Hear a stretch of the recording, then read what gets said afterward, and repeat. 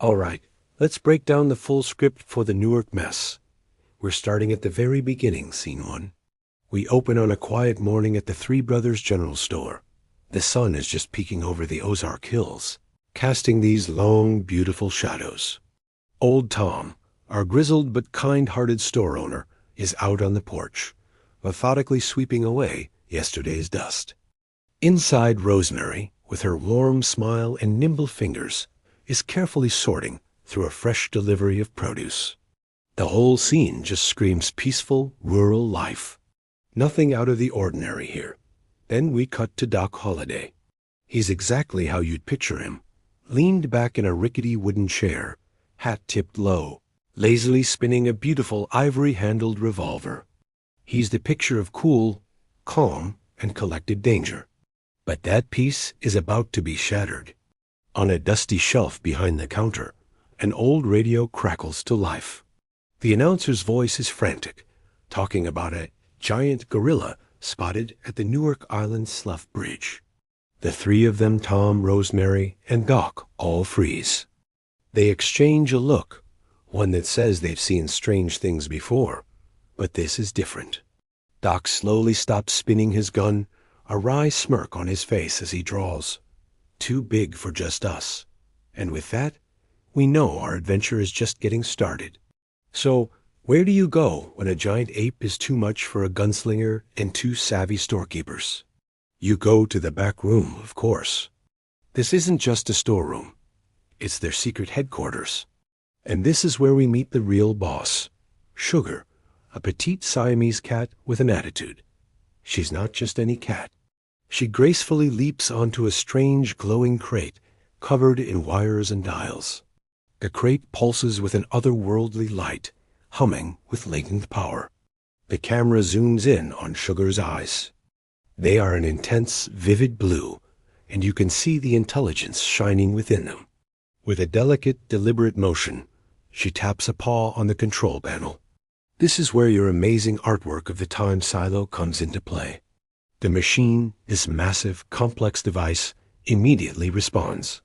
It hums, it vibrates, and arcs of blue electricity dance across its surface. A portal, a swirling vortex of light and energy, rips open in the middle of the storeroom. It's a truly spectacular sight, the mundane world of a general store colliding with the fantastical. And who steps out? None other than Merlin and the Black Knight. Talk about calling in the cavalry. Merlin, the legendary wizard, steps through the portal, and his first reaction is pure confusion. He just stares at a jar of pickles on a shelf, completely bewildered by this modern world. Meanwhile, the Black Knight, encased in his imposing armor, just methodically adjusts his gauntlets, ready for battle. No questions asked. The team is assembled. Now it's time to roll out. The whole crew, old Tom, Rosemary, Doc, Merlin, and the Knight piles into Tom's truck. This isn't just any truck. It's a massive vintage beast of a machine, probably seen a few strange things in its day. We get this awesome travel montage as the truck rumbles through the winding Ozark Hills, crossing the iconic White River. The scenery is beautiful, but there's a sense of urgency. Then they arrive in Newark, and we get our first look at the mess. It's King Kong. He's standing knee-deep in the river, looking more confused and lost than angry. He is so massive that he accidentally knocks over a grain elevator with a clumsy swing of his arm. It's not malice. It's just a creature completely out of its element. The scale of the problem is immediately, terrifyingly clear. So, how do you handle a giant, confused ape? Not with guns.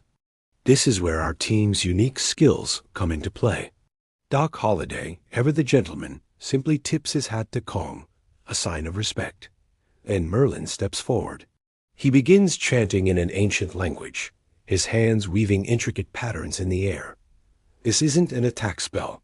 It's a peaceful fog spell. A thick, shimmering mist begins to roll across the water, swirling around Kong's legs.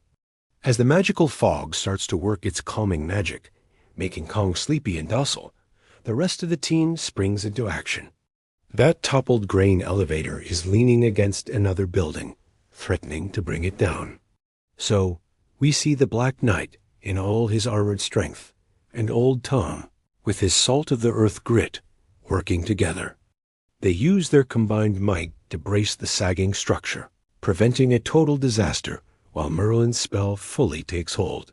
It's a beautiful moment of teamwork, combining ancient magic and good old-fashioned muscle.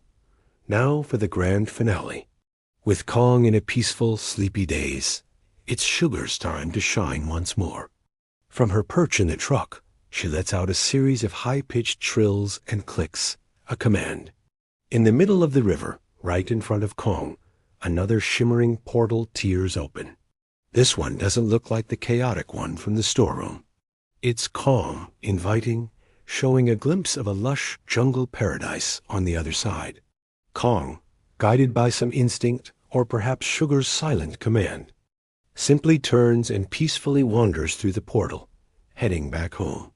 The portal closes, and just like that, the Newark mess is cleaned up. We end back where we started, at the Three Brothers General Store. The sun is setting, painting the sky in shades of orange and purple. Our heroes, the legendary 5, plus one very special kitten, are all sitting on the porch, exhausted but triumphant. They're watching the last rays of light disappear, the quiet peace of the Ozarks restored. The legend of the Newark mess is complete. Another wild tale for the history books of this very strange little town. And that's a wrap on the script breakdown. Hope you enjoyed it. Be sure to hit that subscribe button for more behind-the-scenes content.